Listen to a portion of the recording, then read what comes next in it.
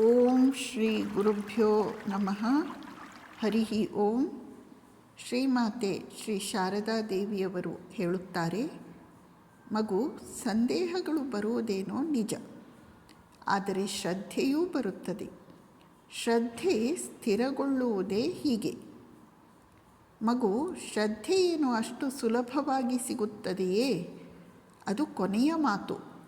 ಶ್ರದ್ಧೆ ಒಂದಿದ್ದು ಬಿಟ್ಟರೆ ಗುರಿಯನ್ನು ತಲುಪಿದ ಹಾಗೆಯೇ. ಕೇವಲ ಪುಸ್ತಕಗಳನ್ನು ಓದುವುದರಿಂದ ಶ್ರದ್ಧೆ ಬರುತ್ತದೆಯೇ? ಅತಿಯಾದ ಓದು ಗೊಂದಲಕ್ಕೆ ಕಾರಣವಾಗುತ್ತದೆ. ಶ್ರೀರಾಮಕೃಷ್ಣರು ಹೇಳುತ್ತಿದ್ದರು, ಶಾಸ್ತ್ರಗಳಿಂದ ತಿಳಿಯಬೇಕಾದುದೇನೆಂದರೆ ಭಗವಂತನೊಬ್ಬನೇ ಸತ್ಯ, ಉಳಿದುದೆಲ್ಲವೂ ಮಾಯೆ ಎಂದು. ಶ್ರೀಮಾತೆಯವರು ಇಲ್ಲಿ ಶ್ರದ್ಧೆಯ ಮಹಿಮೆಯನ್ನು ಕುರಿತು ಹೇಳುತ್ತಿದ್ದಾರೆ. ಶ್ರದ್ಧೆ ಎಂದು ಹೇಳಿದಾಗ ಭಗವಂತ ಇದ್ದಾನೆ, ಭಗವಂತ ನನ್ನನ್ನು ನೋಡಿಕೊಳ್ಳುತ್ತಾನೆ ಎಂಬ ನಂಬಿಕೆ.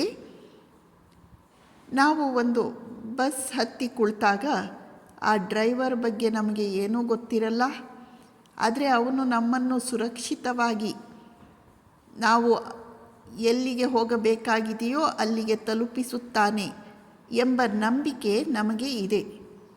ಅದೇ ರೀತಿ ಭಗವಂತನಲ್ಲಿ ನಮಗೆ ನಂಬಿಕೆ. ಚಿಕ್ಕ ಮಕ್ಕಳು ತಮ್ಮ ತಾಯಿಯ ತಂದೆಯ ತೊಡೆಯ ಮೇಲೆ ಹೇಗಂದರೆ ಹಾಗೆ ವರ್ತಿಸ್ತಾ ಇರ್ತಾರೆ.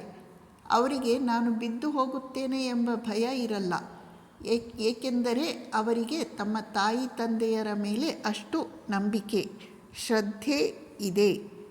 ಈ ರೀತಿ ಭಗವಂತನ ಶಕ್ತಿಯಲ್ಲಿ ನಂಬಿಕೆ, ಅವನು ನಮ್ಮನ್ನು ನೋಡಿಕೊಳ್ಳುತ್ತಾನೆ ಎಂಬ ವಿಚಾರದಲ್ಲಿ ನಂಬಿಕೆ, ಇದು ಅವಶ್ಯಕ.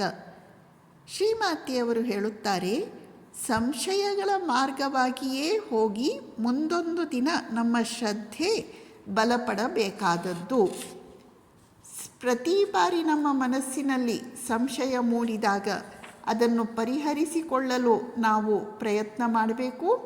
ಆ ಪ್ರಯತ್ನದಲ್ಲಿ ನಮ್ಮ ಶ್ರದ್ಧೆ ಬಲಗೊಳ್ಳುತ್ತದೆ.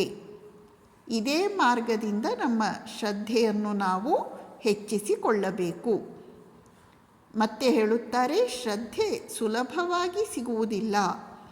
ಅದಕ್ಕಾಗಿ ನಾವು ಕಂಬನಿದುಂಬಿ ಭಗವಂತನಲ್ಲಿ ಪ್ರಾರ್ಥನೆಯನ್ನು ಮಾಡಬೇಕು. ಶ್ರದ್ಧೆ ಇದ್ದರೆ ಎಲ್ಲವೂ ಲಭಿಸಿದ ಹಾಗೆ, ವ್ಯಕ್ತಿ ಗುರಿಯನ್ನು ಸೇರಿದ ಹಾಗೆ ಎಂದು ಶ್ರೀಮಾತೆಯವರು ಹೇಳುತ್ತಿದ್ದಾರೆ. ನಮಸ್ಕಾರ.